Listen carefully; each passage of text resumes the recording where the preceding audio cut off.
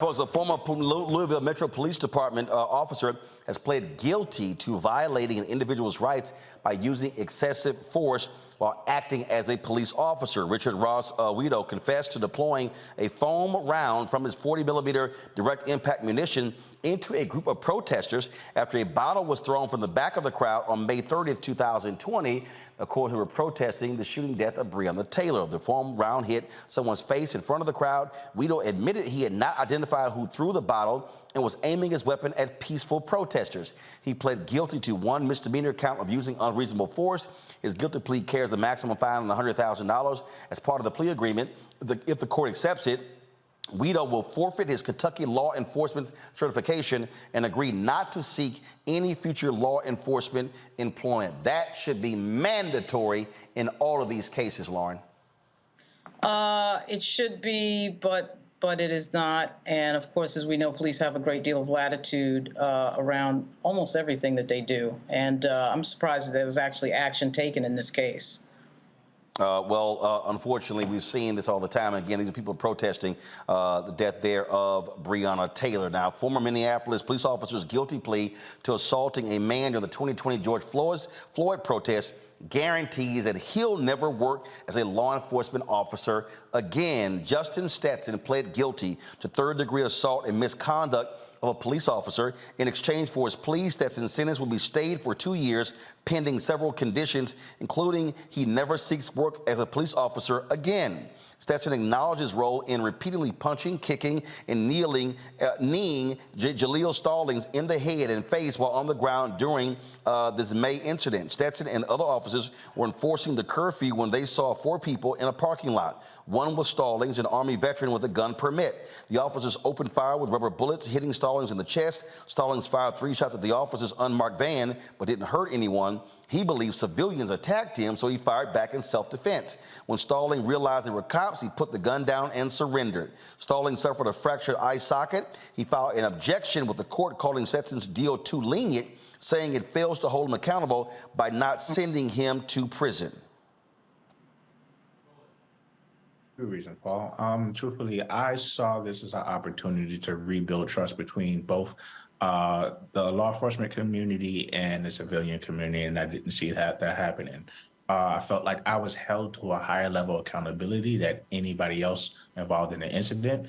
As of today, I will have served more days in jail as a direct result of the incident than any of the other involved parties, and I'm the innocent party.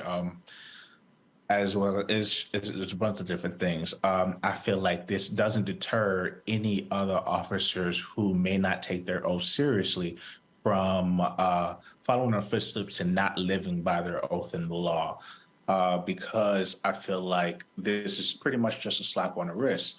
And it also puts the public in our communities in a situation where they may feel like the justice system doesn't have their back. If something happens to me, they're just going to let this guy walk free, and they don't really take it seriously. So Stallings was charged and acquitted. The city of Minneapolis also paid Stallings a $1.5 million settlement last year. Lee, I think this is a pretty good idea. Every time you have one of these cases, if these DAs should make it a part, if these cops no longer get to be a cop again. And again, this is what happens when people protest, when you fight for social justice, because we're finally seeing cops held accountable for their shameful behavior.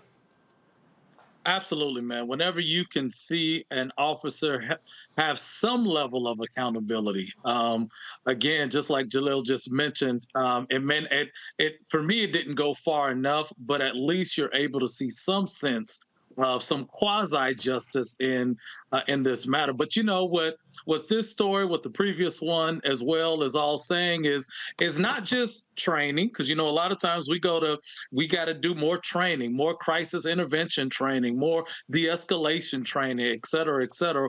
But what these cases are saying, and really is represented all around the country, is that you just really have a lot of people who should never have ever been in law enforcement from the very beginning. Some people you can't train to do a good job because they shouldn't have never been in the job as well. And I think time and time again we find that, and so we got to figure out how do we have a better filter for people who are joining law enforcement at whatever level around the country to make sure that we're getting the right people in the job. I understand they're going in. You'll hear the old adage of when they go through a door, they never know what's behind that door. They don't know if they're coming home that night. We get that. I respect that. I honor our law enforcement officers around the country at all levels. But here's the reality.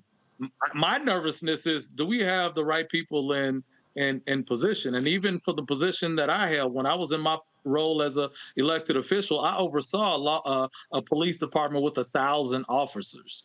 Right. But even in that moment, if I was ever driving on my own when I didn't have security detail, I was still just as nervous as anybody else. Got it. Because what happens if that officer didn't know who I was, at that moment? And you just never know how things pop off and what may go from there. All right, folks, back to our Roland Martin Unfiltered video in just one moment. When you talk about blackness and what happens in black culture, we're about covering these things that matter to us, speaking to our issues and concerns. This is a genuine people-powered movement. There's a lot of stuff that we're not getting. You get it, and you spread the word. We wish to plead our own cause.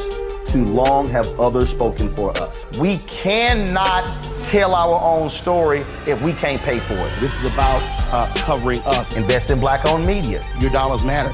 We don't have to keep asking them to cover our stuff. So please support us in what we do, folks.